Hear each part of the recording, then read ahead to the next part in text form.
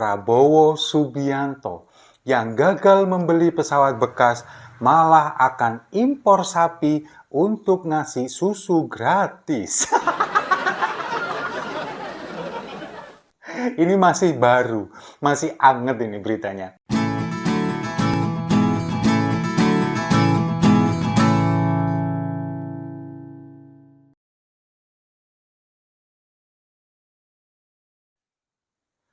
Salam damai untuk Indonesia, berjumpa lagi bersama saya, Papa Dimas. Info kali ini datangnya dari Prabowo Subianto yang gagal membeli pesawat bekas malah akan impor sapi untuk ngasih susu gratis. Ini masih baru, masih anget ini beritanya.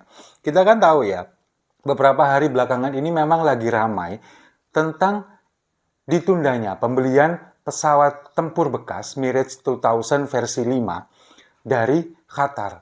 Yang dulu padahal pesawat tempur ini akan dihibahkan ke pemerintah Indonesia di era Presiden SBY. Tapi kita nggak mau. Nah sekarang malah mau dibeli oleh Menteri Pertahanan Prabowo Subianto dengan harga 12 triliun rupiah.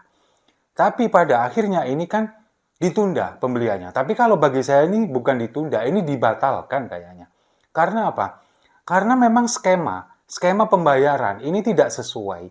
Jadi dengan alasan fiskal, Daniel Anzar Simanjuntak yang juga politisi Partai Gerindra dan dia adalah staf sus Kementerian Pertahanan, ini mengatakan bahwa ini adalah permasalahan fiskal. Padahal sebetulnya kan karena terkendala skema pembayaran. Karena apa? Karena dari pihak sana, dari pihak Qatar, ini menginginkan pembayaran cash. Sebetulnya kalau bagi saya bukan dari pihak Qatarnya yang ingin pembayaran cash, tapi para calo-calonya. Ini kan pasti banyak melibatkan calo-calo internasional. Nah, sementara dari negara kita, dari Bu Sri Mulyani selaku Menteri Keuangan, ini cerdiknya beliau, ini ingin melakukan pembayaran dengan skema paket hutang luar negeri. Tidak melalui cash dengan APBN, enggak, tapi ingin melakukan pembayaran dengan paket hutang luar negeri. Nah, ini yang akhirnya tidak bisa diterima oleh para calo-calo itu. Karena apa? Karena kalau misalkan kita membayar menggunakan hutang luar negeri dalam bentuk surat berharga negara, kan nggak bisa dimain-mainin. Iya kan? Nah, itulah yang kemudian membuat para calo internasional ini lalu mengatakan bahwa pihak Qatar ini tidak menerima pembayaran dengan hutang luar negeri. Pada akhirnya pembelian ini ditunda. Nah, sekarang yang menjadi permasalahan di sini, kalau bagi saya, sebetulnya adalah masalah perencanaan. Kenapa? Ini kan sudah jauh-jauh hari, bahkan sudah tanda tangan kontrak untuk komitmen pembelian senilai 12 triliun rupiah itu.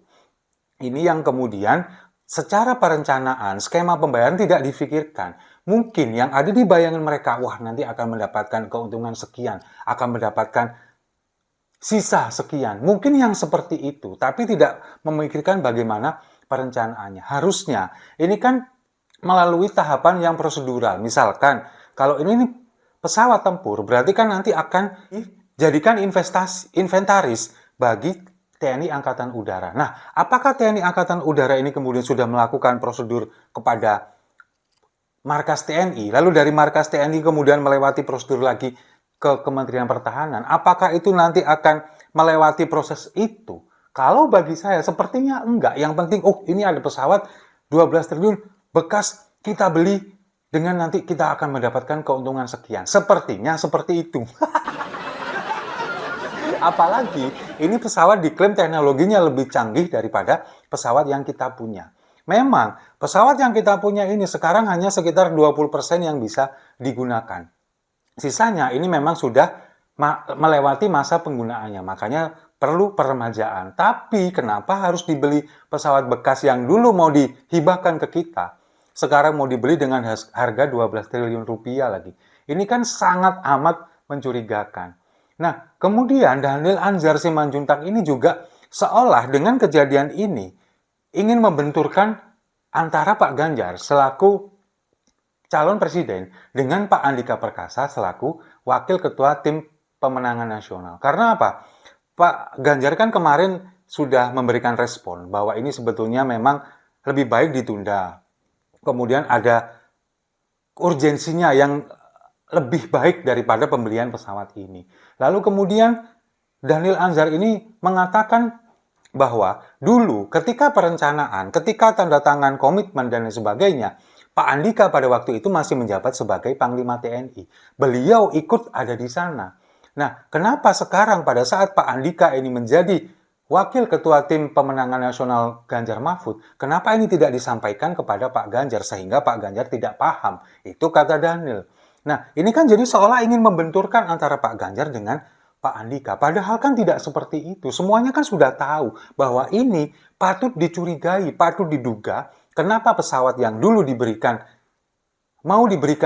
secara gratis malah ingin dibeli dengan harga 12 triliun rupiah. Inilah yang membuat kita bertanya-tanya, tanda tanya besar. Nah, ada tanda tanya lagi berikutnya. Kenapa ini baru di blow up sekarang?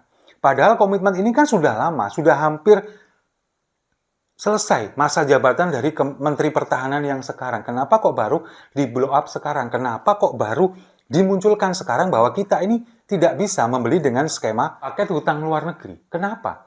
Kalau bagi saya, mungkin ini memang sengaja dihembuskan dekat-dekat dengan debat Capres yang akan digelar pada hari Minggu lusa, tanggal 7 Januari. Karena memang kan salah satu temanya adalah tentang pertahanan. Nah, kalau misalkan ini kemudian ada rencana akan diserang misalkan oleh lawan dari Prabowo Subianto, maka ini baru di blow up sekarang. Ya lumayan lah, minimal mengurangi satu isu yang bisa menyerang Prabowo Subianto. Isu ini kalau misalkan ada yang mengkritik tentang pembelian pesawat bekas dengan harga 12 triliun rupiah, kan bisa dibilang seperti ini. Loh, kita nggak jadi kok, gagal kok. Ape loh. Kan bisa seperti itu. Makanya ini minimal mengurangi satu serangan kepada Prabowo. Tapi ingat, masih banyak ratusan serangan yang bisa dilancarkan. Nah, kemudian ambisi Prabowo untuk memainkan anggaran dengan membeli pesawat bekas ini meskipun gagal, itu nggak surut. Dia kemudian sekarang mencoba lagi untuk mencoba ketika dia akan nanti menjadi presiden, akan mengimpor 1,5 juta ekor sapi untuk memenuhi kebutuhan susu gratis bagi masyarakat Indonesia, bagi anak-anak di Indonesia. Nah, ini kira-kira dengan seperti ini nanti siapa yang diuntungkan? Ya importir dong. Karena memang kita tahu ya, program pemberian susu gratis ini jauh dari harapan. Karena apa? Karena untuk sekarang saja, kebutuhan susu nasional itu baru dipenuhi oleh peternak seluruh Indonesia. Ini hanya sebesar 22% saja. Sisanya yang 78% kita impor. Nah, kalau misalkan kita berkaca kepada luar negeri yang katakanlah bisa memberikan susu gratis kepada warganya, itu mereka sudah surplus. Kebutuhan nasional sudah terpenuhi, lalu kemudian mereka sudah mengekspor, sementara produksi dalam negerinya melimpah. Nah, daripada ini kemudian dibuang-buang, pada akhirnya pemerintah yang membeli ini kepada para petani supaya para peternak ini juga tidak merugi, kemudian dibeli, kemudian dibagikan kepada warga masyarakat. Itu yang terjadi di India. Nah, kalau di negara kita, sekarang Prabowo dengan dalih kita akan mengimpor 1,5 juta sapi dengan nanti sekitar 2 atau 3 tahun berlipat ganda menjadi 3 juta ekor sapi, maka kebutuhan susu kepada anak Indonesia yang senilai 82,9 juta orang ini akan terpenuhi. Nah, oke, kalau misalkan itu rencananya seperti itu. Tapi apakah ini masuk akal? Kalau bagi saya nggak make sense sama sekali. Sekarang bayangkan, program ini yang memakan anggaran 450 triliun rupiah per tahun untuk makan dan susu gratis. Ini ternyata memang tidak menjangkau 82 juta, 9 anak-anak ini. Karena apa? Karena menurut mereka, ini tidak sekaligus dalam waktu 1 tahun. Bertahap. Jadi 82,9 juta anak ini akan mendapatkan makan dan susu gratis ini selama 5 tahun. Jadi bertahap. Nah, artinya apa? Selama setahun, jadi dari 82,9 ini dibagi 5 tahun. Per tahun akan pagunya sekian, sekian, sekian, sekian. Nah, yang sudah mendapatkan di tahun pertama, mereka nggak akan mendapatkan ini di tahun kedua. Begitupun seterusnya. Yang sudah mendapatkan di tahun kedua, nggak akan mendapatkan di tahun ketiga. Nah, kemudian mereka makan apa? Ya tetap makan seperti biasa, nggak akan mendapatkan makanan gratis lagi. Nah, itulah yang kemudian secara 5 tahun ini, seperti buang-buang anggaran per tahunnya loh 450 triliun. Dengan ini kemudian dijadikan bertahap selama 5 tahun, sementara kita akan mengimpor sapi sebesar 1,5 juta ekor. Bayangkan berapa banyak yang akan didapatkan oleh para importer itu. Atau kemungkinan jangan-jangan nanti importernya juga masih kolega-kolega mereka. Kan bisa jadi seperti itu. Ini kan bukan rahasia umum. Ketika kita punya proyek, ketika kita punya bisnis, meskipun katakanlah di sana ada tender, tapi apakah tidak ada kemungkinan main belakang, ada kong kali kong, ada katakanlah nanti bagi hasil, dan lain sebagainya. Itu yang terjadi. Makanya sekarang ambisi dari Prabowo Subianto untuk menjadi presiden, untuk berkuasa, itu memang bukan untuk memakmurkan masyarakat Indonesia. Tapi untuk supaya apa? Supaya dia bisa menjalankan bisnis-bisnisnya. Seperti yang disampaikan ketika di acara Mata Najwa beberapa bulan yang lalu. Ini nyata, ini fakta, dan sudah terbukti dari awal seperti ini. Bayangkan, kalau orang yang seperti ini menjadi presiden, akan jadi apa negara kita? Bangkrut. Setuju ya? Kalau setuju, mari kita minum kopinya sama-sama untuk pesawat yang diganti dengan sapi. Saya rasa itu. Terima kasih sudah menyimak. Jangan lupa like, komen, dan subscribe. Sampai jumpa di video-video saya selanjutnya. Dengan tidak memilih Prabowo, kita ikut menjaga kesehatan beliau.